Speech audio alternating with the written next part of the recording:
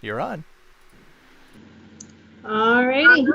Sorry about the delay. We were trying to figure out some technical difficulties there, but we are all set. I'm very excited. We have T minus 47 minutes till launch.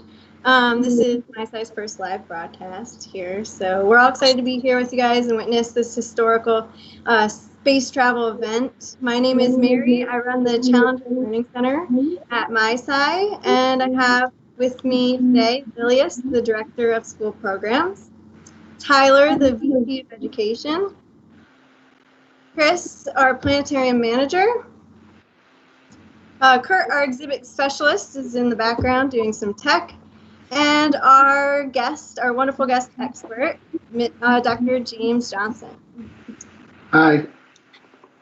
So I thought we would kind of just start by talking about why this is important. So if anybody wants to kick it off for us. I know for me, the most important thing that I thought was just the fact that we can reuse a rocket. I think that's a pretty important part of this mission. The rocket Falcon 9 has launched 83 times, if I'm correct, already. And so then they bring it back and they launch it again and again. James, if you want to add anything to the mechanics there of how that works. Well, I think maybe let's just take a step back and talk about why this is so significant. I've been seeing everything on the news is mostly focused on the fact that this is the first launch from the United States since the end of the shuttle program in 2011. But I think most people don't realize that it's taken over 10 years for this program to become a success. And the reason for that is this is a completely new way of launching people into space. NASA and NASA had decided to start the what's called the Commercial Crew Program, and that is allowing companies to develop the rockets that are needed in order to launch people into space. And the idea being that it would be a much, much less expensive way of doing it as opposed to the shuttle launches, which were over $1 billion a launch. They were just really, really expensive. And so, the rocket and the capsules have been under development for a long time. And the fact that they're reusable is really the thing that makes it the main reason that it's so inexpensive to fly these rockets.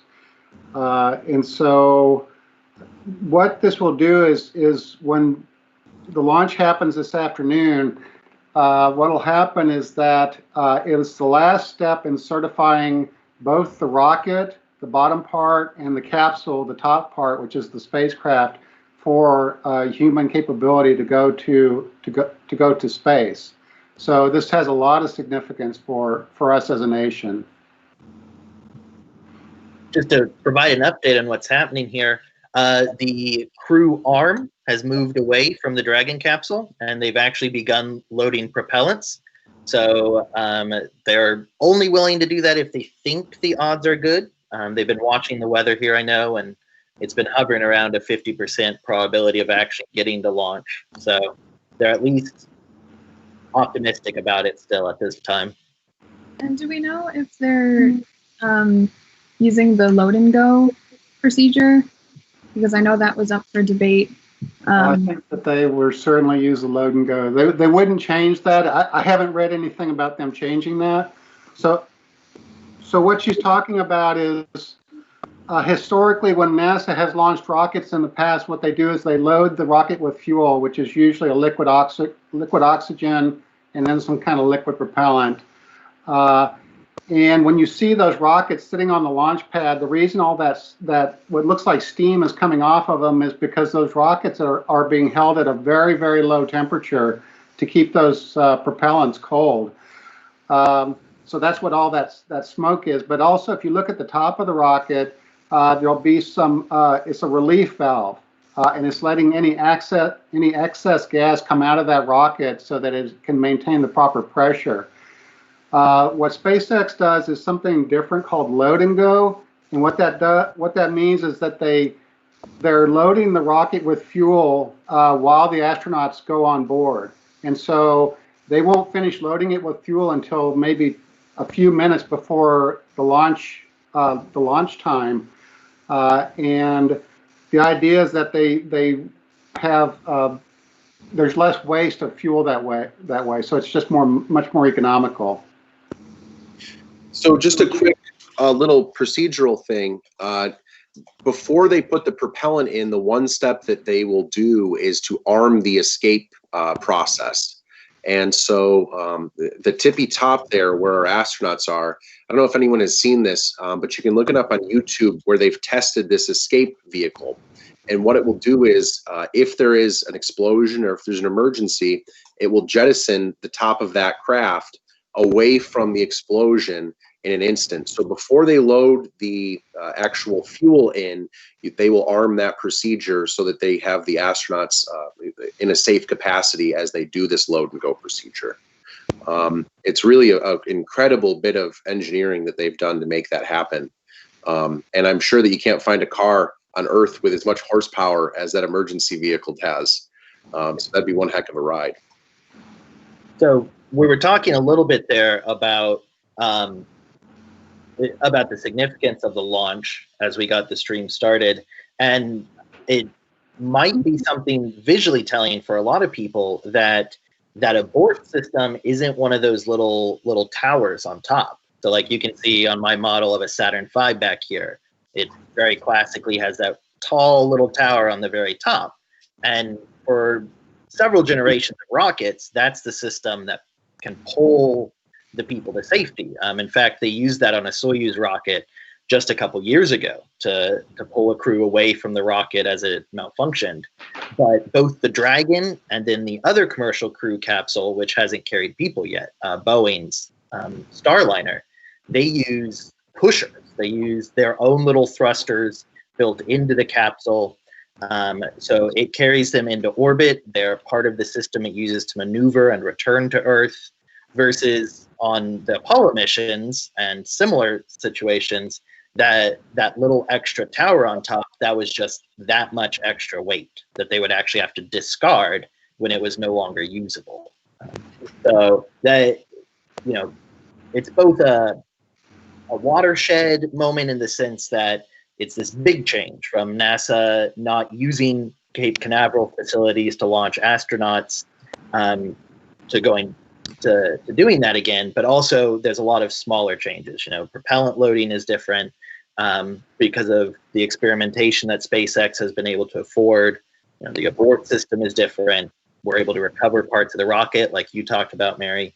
So it's just a very sleek system. It's very well integrated, and it's exciting for space nerds.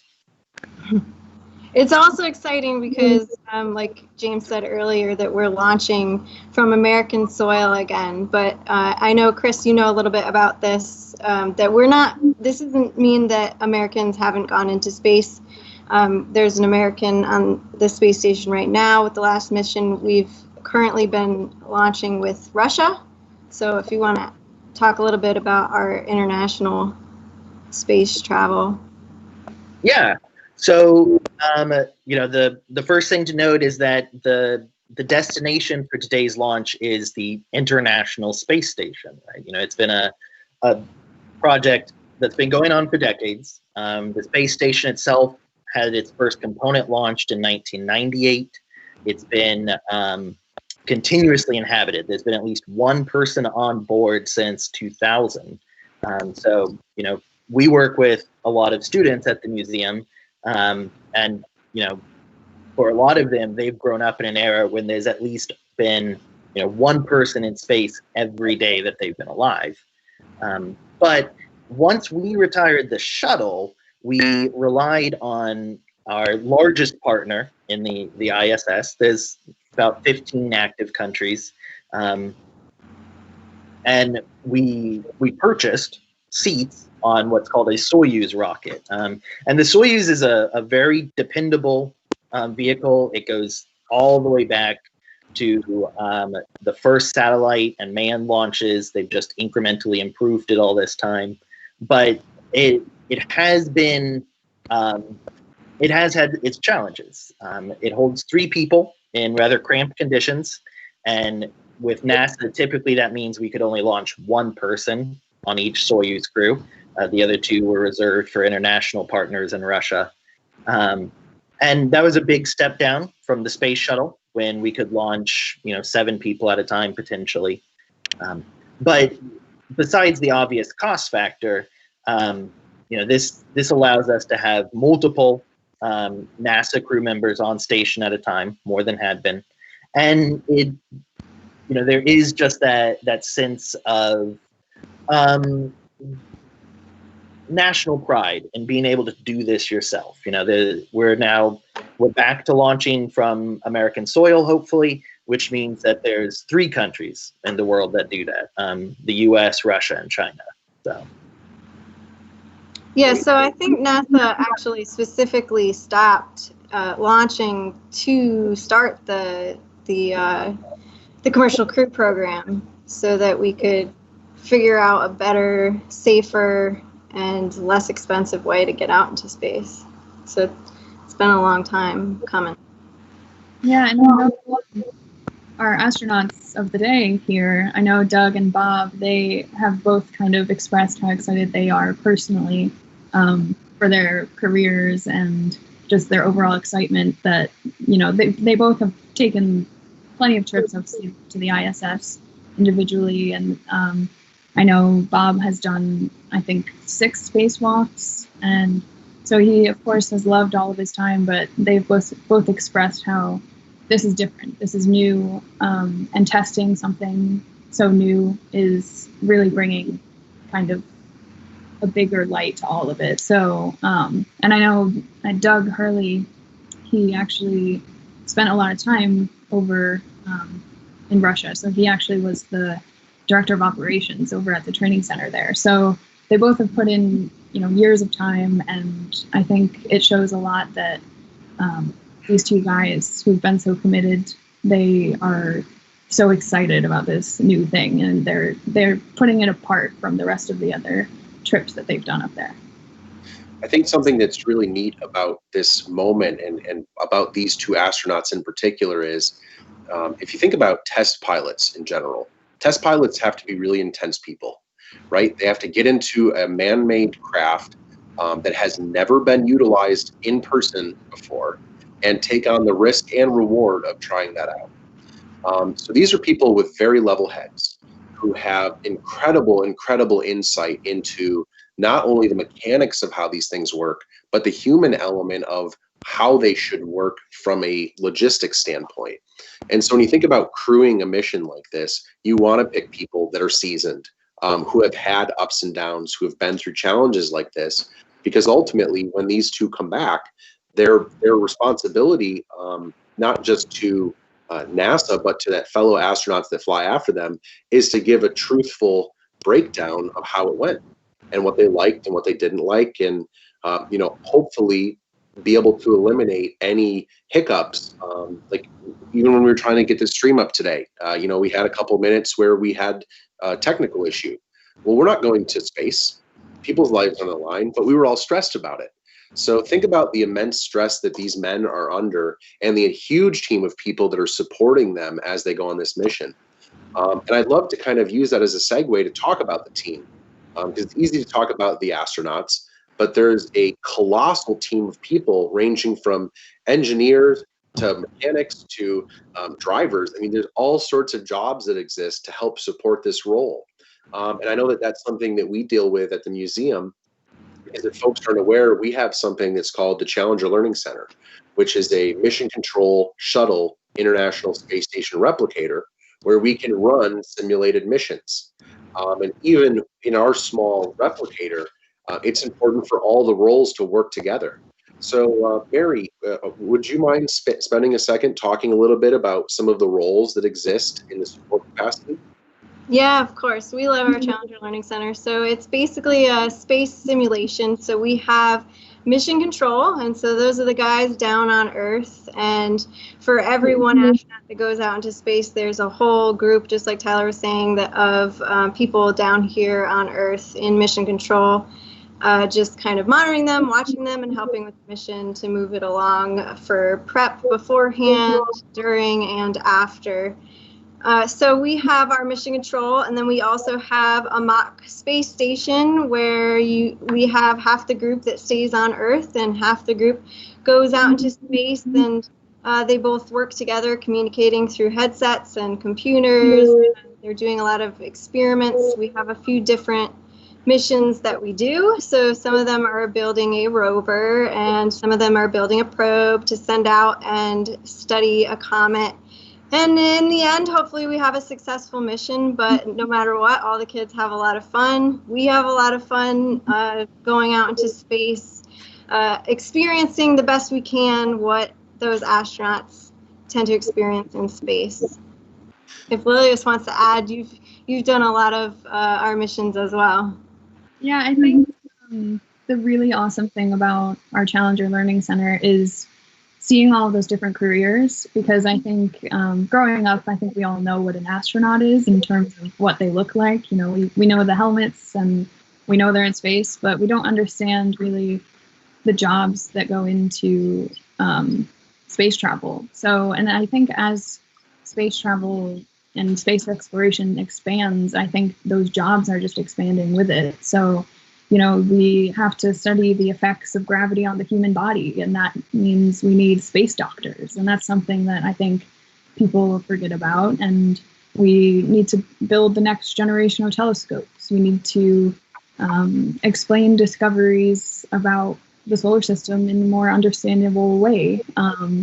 So there's all of these different aspects to traveling in space and studying space that I think our Challenger Learning Center does a good job of displaying. And I think that it translates so well to the real world, because all of these jobs are going to be necessary. And, you know, when we look towards the moon or Mars, or even further out, they're calling for space anthropologists and archaeologists who can, you know, analyze the surface of Mars and trace back its history.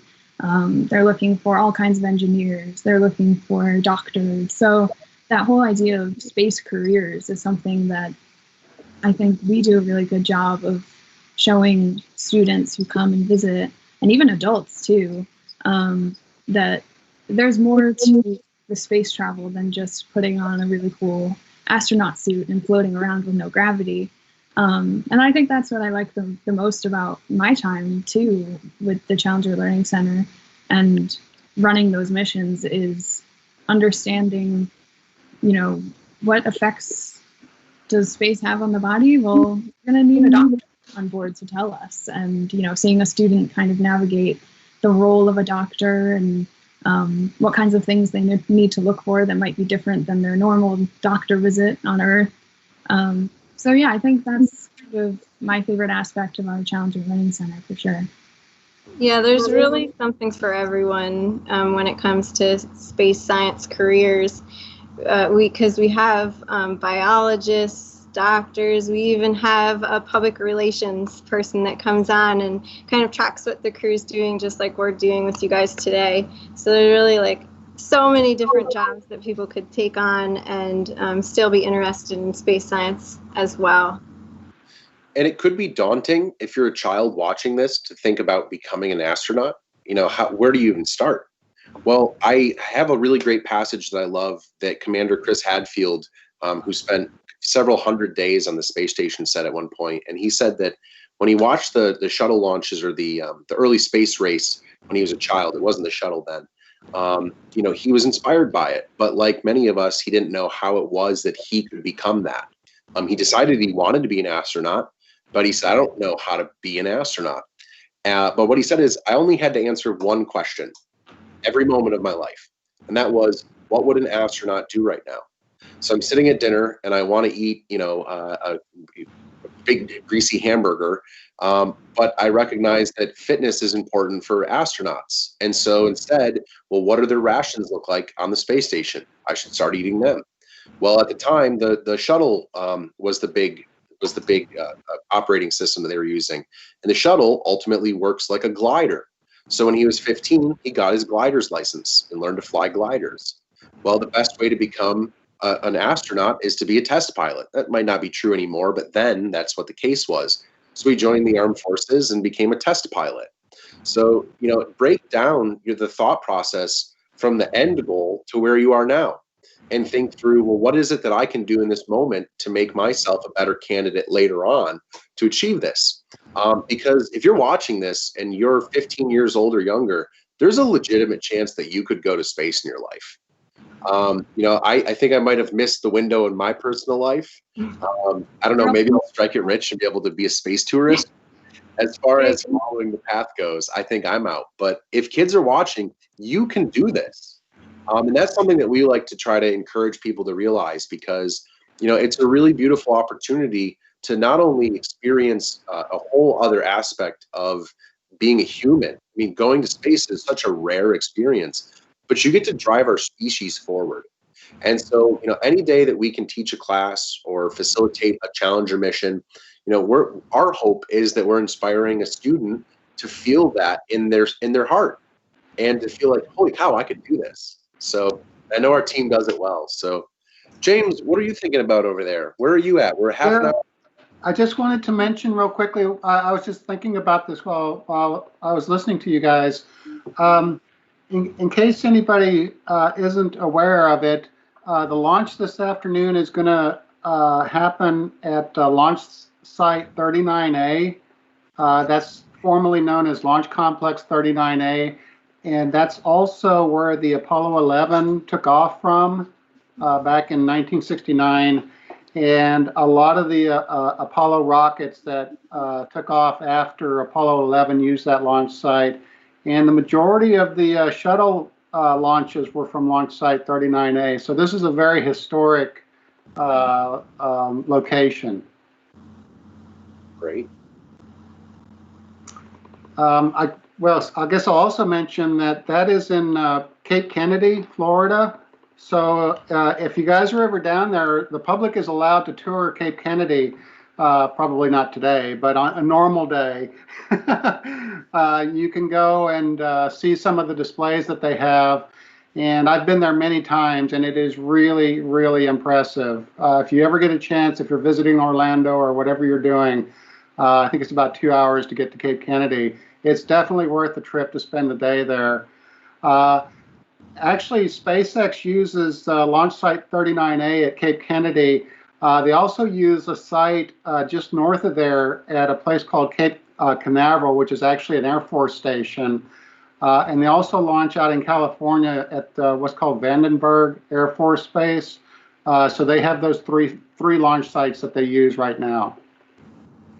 Are they building one in Texas? Yes, and so they're building one in Texas, and that's going to be used for the next generation of rockets that they're developing. SpaceX is developing after the Falcon rockets, and so they've been able to get the legal framework set up that will allow them to launch rockets from. It's at the very south tip of the state of Texas.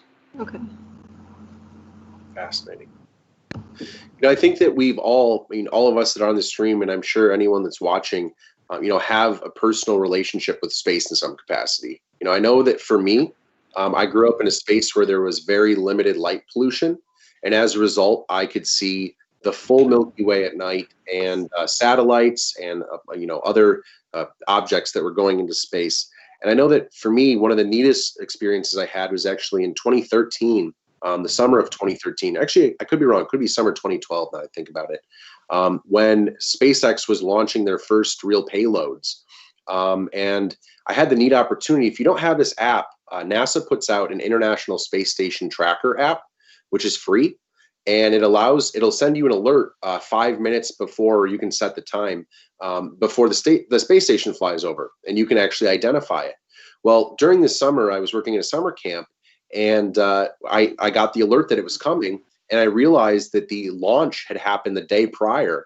And when we looked up, we could see both the space station and the payload following behind it. And if you've never seen something like that, it's really, really spectacular to realize how much work went into making that happen.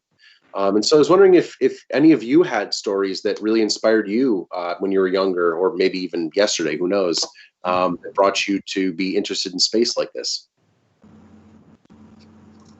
If I can jump in for a second before I return to that topic, I do want to let people know that you can see the space station from Schenectady and the surrounding area this evening. If you go out between 10:30 and 10:40, you will see what appears to be a very bright star that moves steadily appear in the hold on, let me make sure I get my direction right, in the northwest.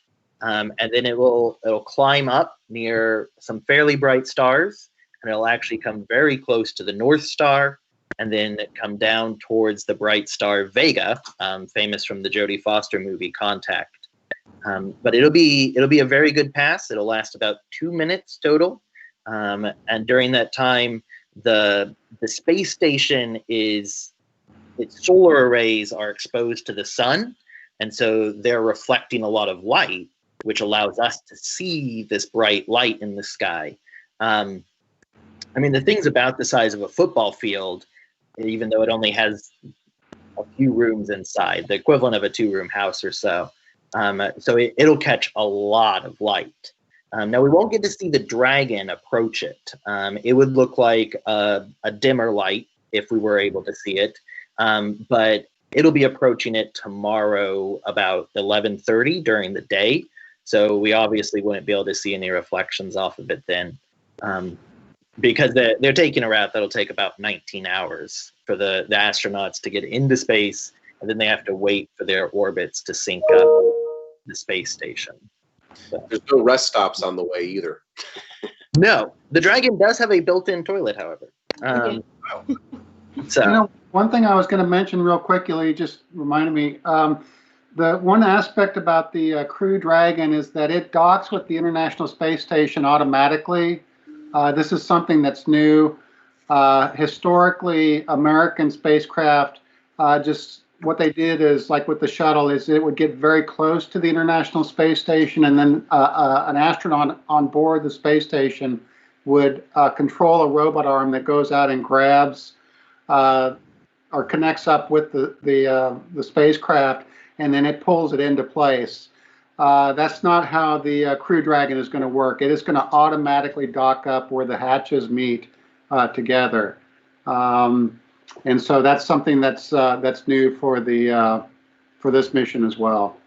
They actually demoed that about a year ago, last March, when they did a very similar type of launch, but just without any people on it, in March of 2019, which was very successful. Yeah, so correct me if I'm wrong, I think that they are going on the Crew Dragon, take manual control for a while just to kind of test out, because I think that's a big part of this mission for them, is to test the engineering, really, of how it works and how it flies. Well, I think that's probably right. I mean, just to test whether or not they can control it. But as far as the docking, it'll be automated, I believe. It'll be automatic. Okay. I did. Now they do have people. They have two.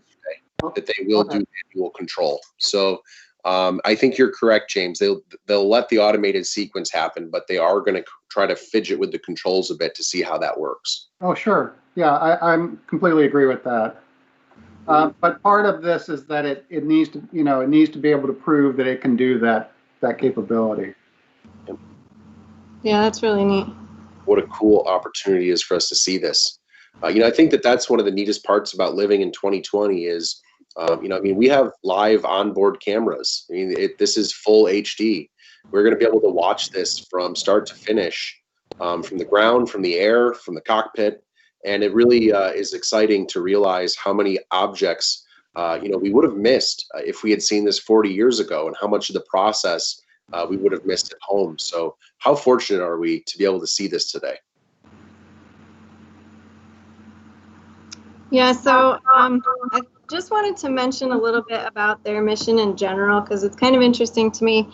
that I obviously a lot of their mission is just about testing the Dragon and engineering and whatnot, and both astronauts pretty much have mostly just backgrounds in engineering and flight, so that makes sense. But when they do board the ISS, I had a hard time figuring out, aside from they are going to do some tests on the Dragon while it's docked and things like that to make sure that it's operating, but they don't have a return date, and they could possibly be there until fall at the latest. So I don't know if anybody else read anything about if probably they're just going to be helping out with Expedition 63 that's aboard the ISS right now with their mission. Yeah, I thought that was interesting as well. They interviewed them. They interviewed the astronauts very recently and asked again, "What are your expectations for, a home trip?" And both of them just said, "Oh, we could be up there for a day and come back down, or 144 days." And because that's one of those things that they have to be prepared for the longest version, the shortest version, the in-between version. So all of that prep is really amazing, but it is, to me, a little bit surprising that they're just unsure. So they're going to, I guess, see when they get there and help out with whatever they can. And then I guess when the work is done, they're headed back. So they're just not sure when that's going to be. They'll just spend their extra time admiring the view. Yeah. Wow, what a cool opportunity. Yeah, for astronauts, that's a very unusual play it by ear approach. An astronaut's day on the space station is typically planned in these 15-minute blocks, even, of what they'll do, when they'll do it, how long it's going to take, what they're going to accomplish. I assume they're okay with that variability here, simply because there is some interest in, if everything proceeds smoothly, testing how well the Dragon essentially stores. They'll dock at the space station and they'll power it partly down into this dormant state, and then it has an expected lifetime, which, Mary, I think I saw you wrote on a document that the determining factor is actually how well the solar panels hold up on it. But they have this window where it might not go very well on the launch, and they might arrive, say, hey, we did what we were supposed to, and turn around and re-enter. Or it might go really smoothly, and NASA decides to take the opportunity to have 3 crew members on there's different sections of the station, but essentially on NASA and the European Space Agency side to work on experiments that are already scheduled. So Tyler, you mentioned if you wanted to be an astronaut, you could practice doing things like an astronaut. You could get really good with to-do lists because, they don't just let them go up there and play. They'll build in leisure time and stuff. But when they're working, it's quite a demanding schedule. Funny, that's what my wife tells me every weekend when she gives me my to-do list.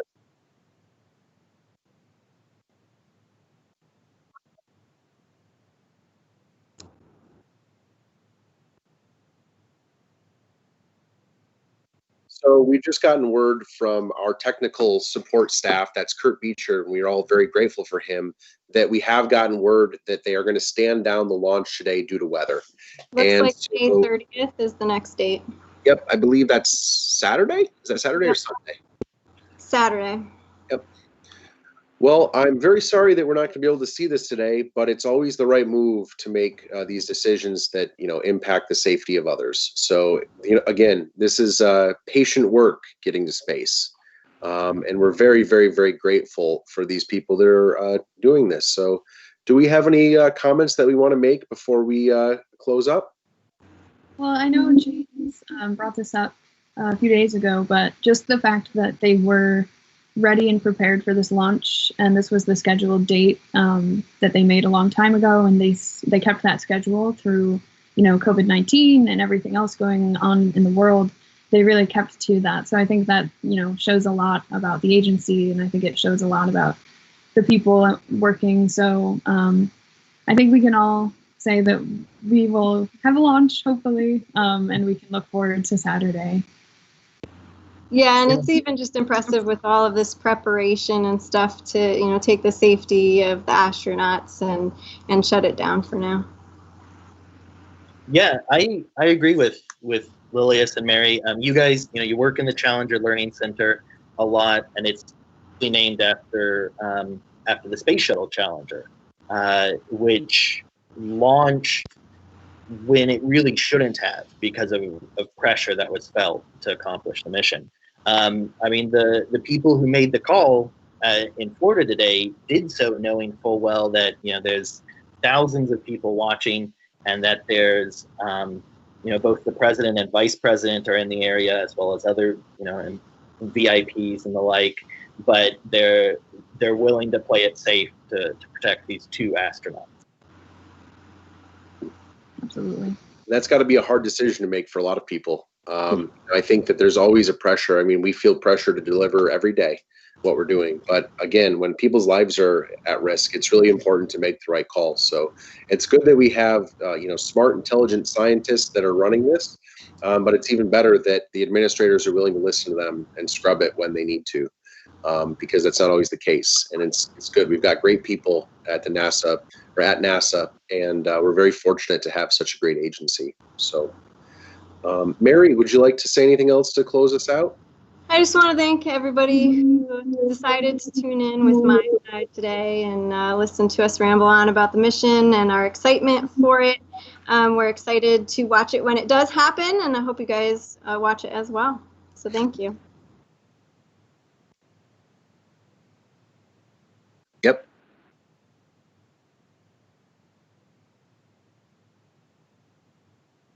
So sorry for the silence, gang, but we're just hearing from our tech support here and bringing us a great message here, and that's that if you have questions, comments, if you're curious about learning more, our Facebook and our Instagram are both great places to go. On both platforms, our handle is miSci, that's MISCI_NY. And I'm not sure if we have plans yet to live stream on Saturday, but we'll make that announcement on there. But this has been a great test for us, just like NASA's testing out this new product, we're also testing out our live streaming, capabilities. And so thank you very much for participating today, because we're working just like everyone is on adapting what we do to meet the demand during this unprecedented era. And so for you to participate in this with us today has been extremely helpful. Don't hesitate to send us questions or comments. And follow along, because I'm sure that now that we know we can do this, we'll be doing a lot more of these. So check out miSci.org for any questions or curiosity that you might have, and consider looking at what we're doing in the future, because come out for a CLC mission and see for yourself what it's like to sit in mission control or to be in the ISS and participate with our great team. So thank you so much. To everyone that participated today. James, thank you so much for taking the time to come out. Thanks for having me. Please. Thank you to all you viewers who make this possible, because we love science and we're passionate about sharing it, but it'd be meaningless if you weren't there to watch. So thank you so much. Be safe, be well, and we'll catch you on the flip side.